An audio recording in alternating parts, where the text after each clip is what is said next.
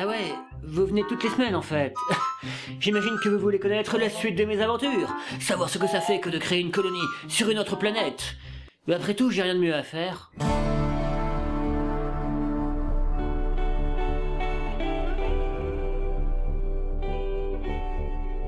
La dernière fois, je vous avais raconté comment mon vaillant équipage avait créé l'agriculture sur Mars. À présent, nous avions Monsieur Pika qui faisait la cuisine, moi qui me chargeais de semer et récolter les légumes, car oui, je compte les patates comme des légumes. Et enfin, Miku qui raffinait le fer de la planète rouge en acier. Notre but était de construire une centrale nucléaire sur Mars. Alors il nous fallait forcément des tonnes d'acier. Malheureusement, un problème de taille venait de se révéler. Nous n'avions pratiquement plus de composants. Sans ces petits éléments, il était impossible de construire des équipements complexes, comme des radiateurs. Et comme le matériel s'usait et tombait régulièrement en panne, les fameux composants étaient nécessaires pour faire les réparations. Ouais, c'était des composants universels. Nous en étions au jour 33 sur la planète rouge, et il faudrait attendre encore 30 autres jours avant l'arrivée de la fusée de ravitaillement. Si les ventilateurs d'oxygène tombaient en panne trop de fois, alors nous ne pourrions plus les réparer, et nous serions condamnés à cesser de respirer. Ah, la vie sur Mars, c'est fantastique, surtout avec la peur constante de mourir asphyxié. Mais on n'avait pas le temps de s'ennuyer. Il fallait gérer les crises, comme les éruptions solaires qui coupaient nos appareils électriques, ou les tempêtes de sable qui recouvraient nos panneaux solaires. C'est quand même une planète qui voulait notre peau. Oh, il y avait des bons côtés. Ah oui, j'oubliais. La relation entre Miku et Monsieur Pika se passait tellement bien qu'ils avaient fini par se fiancer. Et le 37e jour, ils se sont mariés. Sandek, mon second qui se marie avec Hatsune Miku, une fille en 2D. Quel déshonneur pour l'équipage. Miku-chan est devenue réellement ma waifu. Ça a été la pire cérémonie de mariage de ma vie. On était 3, il n'y avait pas de musique, pas d'alcool et aucune demoiselle d'honneur à draguer. C'était un mariage intime. C'était putain de chiant, ouais. Mais bon, on s'est aussi amusé à utiliser toute la roche qu'on récoltait pour poser un magnifique carrelage. Jusque-là, c'était le sable de Mars qui nous servait de plancher. Alors un brin de déco ne pouvait pas faire de mal. On avait tellement de blocs de pierre qu'on a construit une table de sculpture. Avec ça, on pourrait fabriquer des statues qui décoreraient la colonie. Et qui était la meilleure personne pour ce genre de truc? Je vous le donne en mille. Miku.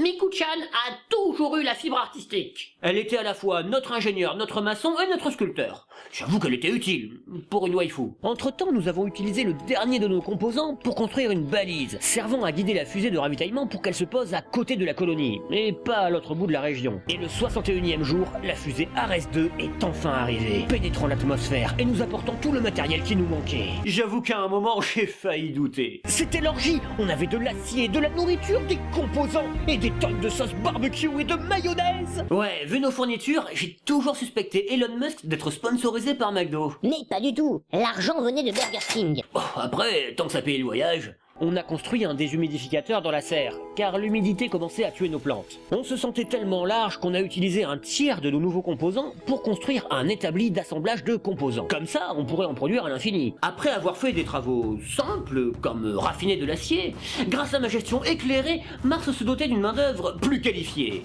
Un peu comme ont fait les Chinois en fait. Il fallait à présent attendre la prochaine fusée, qui arriverait 15 jours plus tard. Mais ce coup-ci, elle apporterait des nouveaux colons. J'ai donc pu mettre à profit ce temps pour créer du carburant pour nos fusées. Oui, nos fusées pouvaient repartir vers la Terre.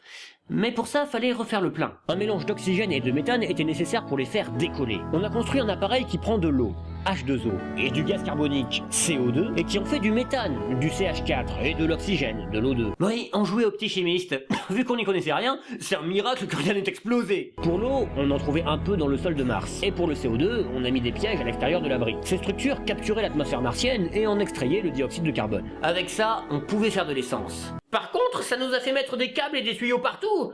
Ça a créé un réseau très complexe. Quoi? Faire des réseaux de câbles et de tuyaux, ça finit toujours en spaghetti. Et puis on avait plusieurs gens à gérer. Les nouveaux colons arrivaient et rien n'était prêt. Ils n'avaient pas encore de chambre ni de lit. J'avoue qu'on aurait pu y penser plus tôt. Alors nous avons construit une grande salle, pour ensuite la découper en pièces individuelles. Mais on n'a pas eu le temps de finir. Et la fusée Ares 3 s'est posée à côté de nos habitations. Nous avons donc accueilli les nouveaux héros de la jeune colonie de New Hope. Oui, on avait des copains. Les renforts étaient composés de 3 personnes, ce qui doublait notre population. Tout d'abord, il y avait Lauren Gore, une femme douée en médecine. C'est toujours utile de savoir soigner.